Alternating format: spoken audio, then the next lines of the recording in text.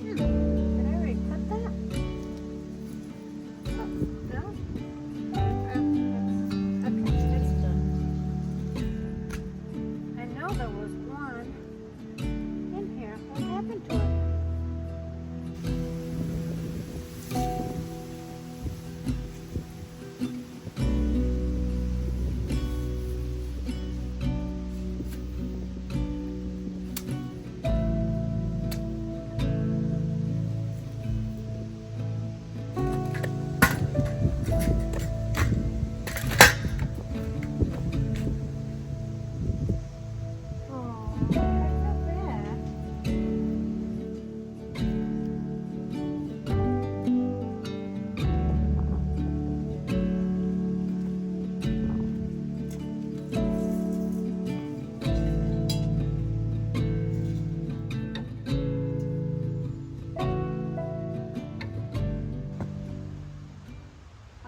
I won't take you down.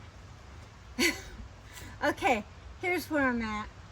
Originally, I was going to remove this hollyhock and place all this echinacea over here because this garden space here does have summer interest. It has probably more summer interest than in the springtime, but the bees won't allow me to do that. They'll vote it that this is here to stay. So that's what I'm going to do. I'm going to leave it here. I thought, okay, I'll just place the echinacea around it. We'll see what happens next spring with this one. This came up last year, so it came back successfully this year. So I think maybe it is here to stay, but I think this echinacea over here is going to look really beautiful along with the echinacea that was originally going to take its place, having it in the other side. This echinacea here is a double scoop watermelon, and this one here is zoned from 4 to 9, and it's going to get at full maturity about 24 inches in height and about 20 inches wide, so it can fill in this spot just fine as far as I'm concerned. And it's just beautiful, and I think this pink really complements this light pink over here. And then I have a double scoop strawberry one, which is still going to add to that pink red color. And this one here will get up to 22 inches in height, so having this one here will be great. This one here will get about 24 inches, 20 inches wide, zone 5 through 9. The bees are going to love it. They're going to thank me for not taking this down, but thank me for having even more things to come and look for nectar. Then on this side, I have, this one's gorgeous. This one's absolutely gorgeous. This one here, I don't really know the name because I got it at Home Depot, but according to this little tiny tag, it looks like it's a Purpurea, and it's just gorgeous. I love it. I mean, these are really thick and beautiful. This is going to add for a lot of winter interest, and I just absolutely love it. And now this one will get about up to 48 inches in full maturity, so it's going to be really tall. And then it's going to grow about 24 inches, so this is going to be perfect for it. It can grow really beautiful and big right here, and then I'll be able to see it from the front, I'll be able to see it from the side, and it's just going to be a great addition to this area, since I can't put it over here. But it would have been really nice where the hollyhock is, but maybe next year. So that's here to stay. And then over on this side, I'm gonna stick that in there. My grandson and my son got me this gorgeous pink clematis, This one will get actually 8 feet tall, 33 inches. You know what? I think I'm going to place this against that wall in the fall. Hold on to that thought. Okay, I decided not to plant that Clematis over here. Instead, I'm going to do a Vagabond. This will get, the flowers on this will get 5 to 7 inches. I'll put this on the screen for you. It requires full sun to part shade. And so this area here gets shaded in the morning sun, but it'll get afternoon sun. But most Clematis like their feet on the shade, their heads on the sun. So this is going to be perfect over here. Plus it has kind of like a pinkish purple flower, which is going to complement all the flowers here. This starts blooming in May all the way into October, which is going to be really nice. And it'll get up to 6 feet tall. Doesn't say how wide, but most Clematis will grow over time and they do get a lot bigger. But regardless, it's going to have all the room to twine into this lattice over here. And so I'm going to place that right where this is. If you want more information on this, I'll put the zoning on the screen. But yeah, it doesn't say the zoning on it, doesn't say the width. But oh, and what's nice about this Clematis is that it's in the B group. Clematis are kind of grouped into 1, 2, and 3, meaning whether it needs pruning, not pruning, or pruning quite a bit.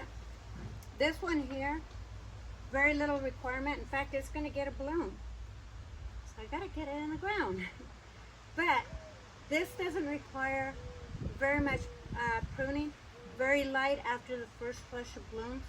But basically, any dead branches, any weak branches is the only thing you need to do with this one. So that's really nice. And then over here, because I have my blue lupine over here, which blooms in the spring, and it has these big, beautiful, bluish flowers, this area right here, I'm going to plant an Agastache. This Agastache is going to get about 32 inches in height and about 24 inches in width. So I think this is going to look beautiful right there. It'll allow me to have space so that I can walk back and prune my lupine after it's done with their flowers. And yeah, this is going to then take that color and keep it for the whole summer months, because this one will start blooming in summer. And yeah, it's just going to look great. Requires full sun, so it's going to get what it needs right here. So that's what I'm going to do. Okay, so this is the front part, and it's already getting shaded, but we are like about 4 o'clock in the afternoon. So this typically is in full sun from the morning sun and some of the south sun. And so yeah, so this is the area I'm going to be working on, as well as in this area right here. But now you can see what this area looks like. And so that's going to be looking so much different and fuller. Okay, so wish me luck on here, because this ground is pretty tough.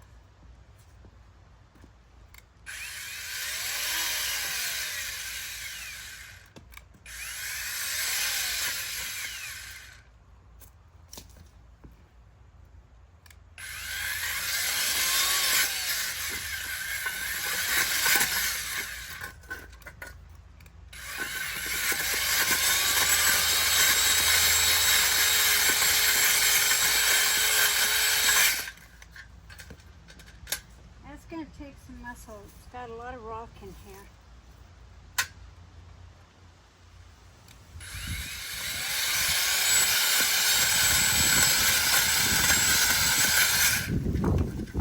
Okay.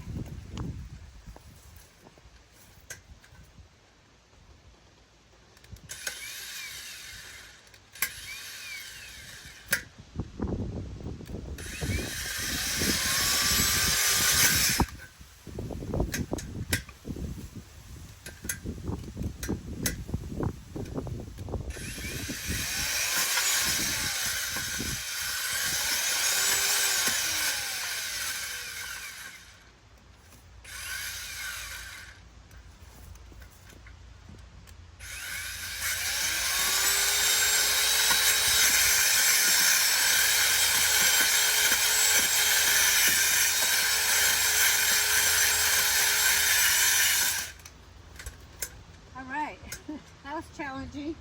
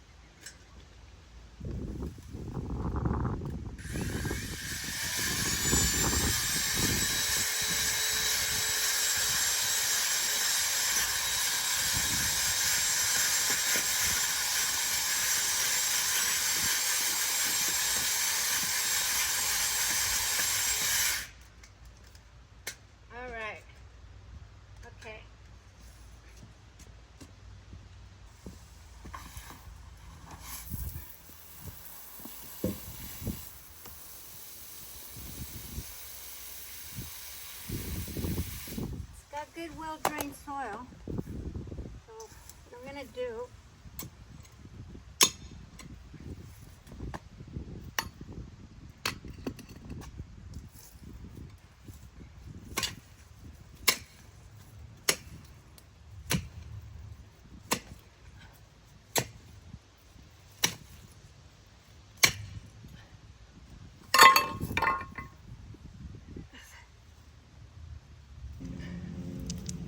I think because of the cement here, this is really filled with rocks.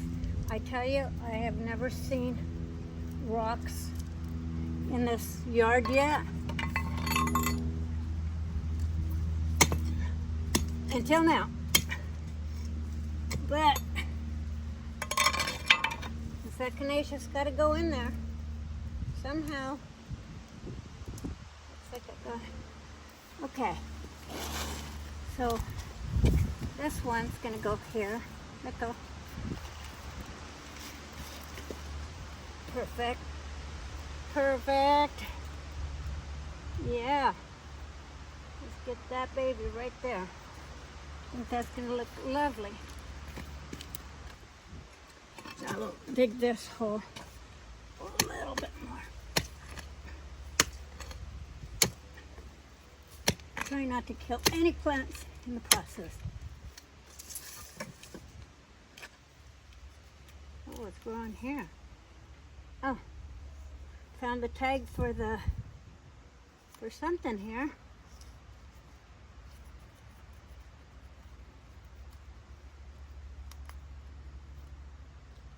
It's called white something, so this must be the hollyhock. Ooh, ooh, ooh, ooh, ooh. Don't want to disturb that root. That's the hollyhock root. Let's just move that out of the way. Okay.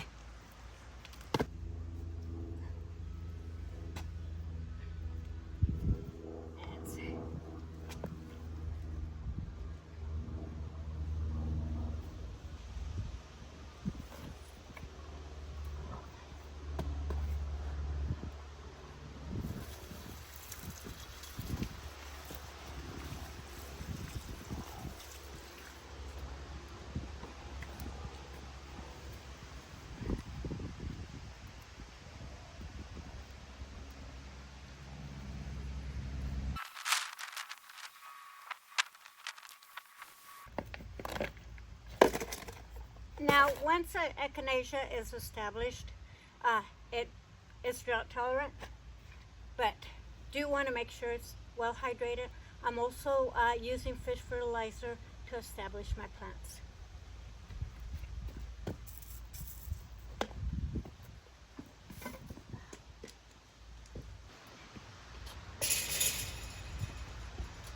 Okay, hopefully this one's not going to be quite as difficult.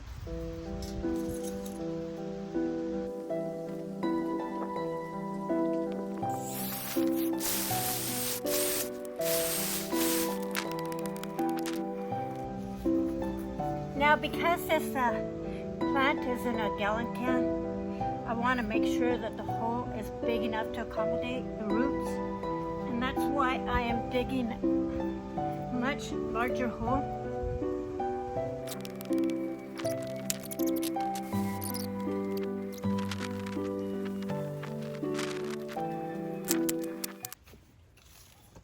Okay, so what I'm doing here is that I need to clean this up because it has a lot of dead foliage. So this is just something I'm going to clean up right here. And hopefully I don't cut any of the flowers. Remove this stick. Oh, it's kind of, I guess I can't do that because, okay, I don't need that one. That one's dead. And I'm going to just separate these. So I just want to make sure that I have good strands. This one's kind of looking a little pathetic, and it's bent. I'm going to go ahead and leave it because it looks like it's surviving. And what do I have here?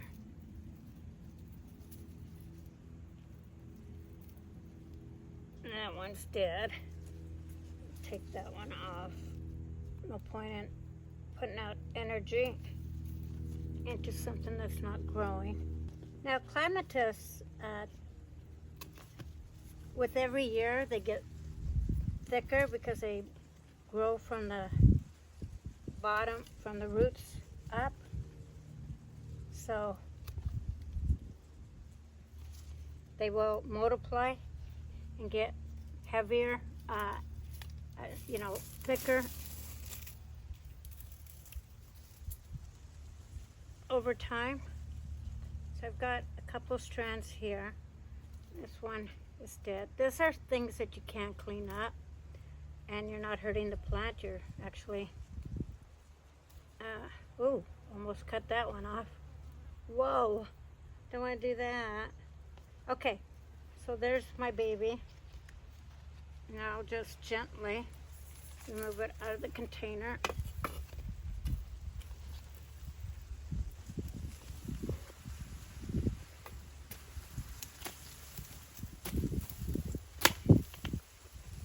Oh, good. Finally. Take that stick out. Oh, look at this. Interesting.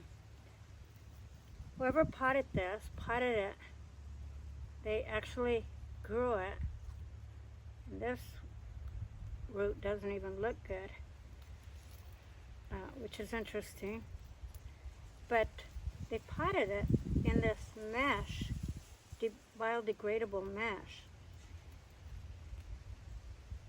which is quite interesting. I mean, it'll break down, but yeah, it's like it was from a baby, from a start, and then they kept putting it in a little bit larger,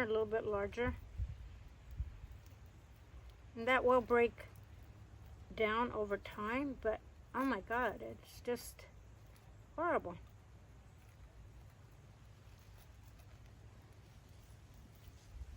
I'm gonna remove that. It's kind of restricting the roots a little bit. If you ask me, it's almost like ground fabric cloth or garden fabric or whatever you call that. Yeah. Look at that. Okay. Yeah. Kind of weird. Never seen that in a plant before. And then they even grew it even further here. I don't know how well you can see that, but see that? I've never purchased a clematis that had that happen before. Wow, okay. Yeah, free it a little bit. There, okay. Time's a wasting.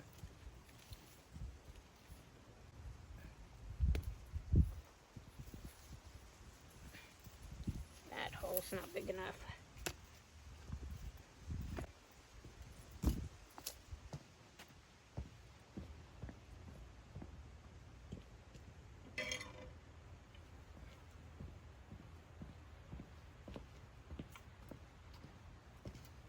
Hopefully I don't kill my lilies.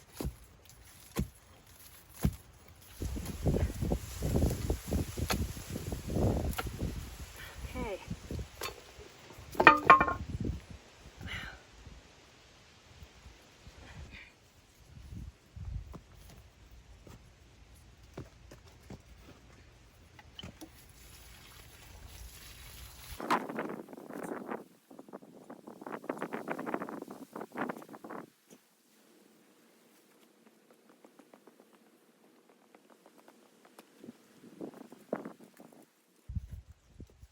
Now I can start training it to go up.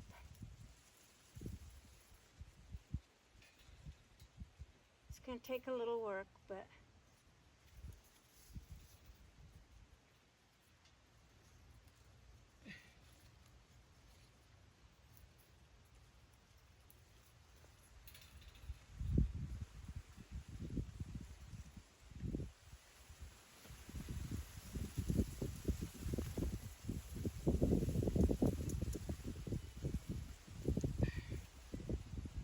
let's see. What can I use? Okay, I'm going to give it a little help with a bamboo in the middle.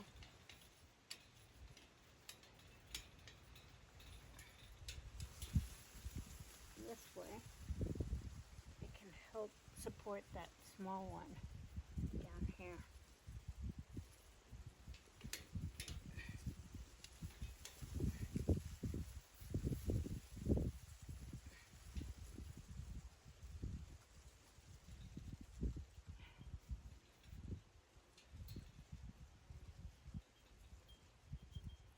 And it's actually going to have a flower right here.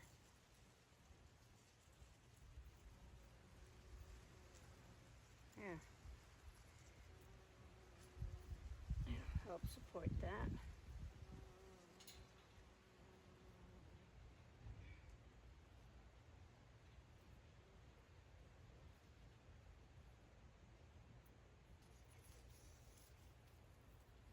Yes.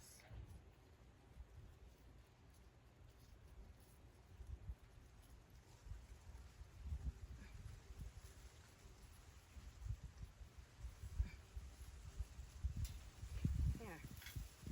Okay, that's done.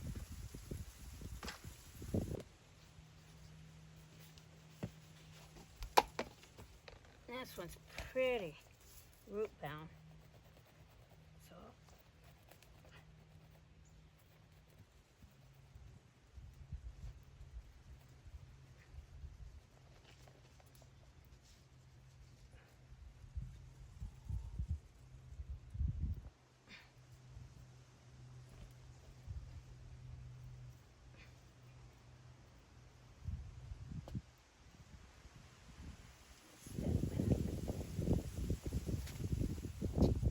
yeah, perfect.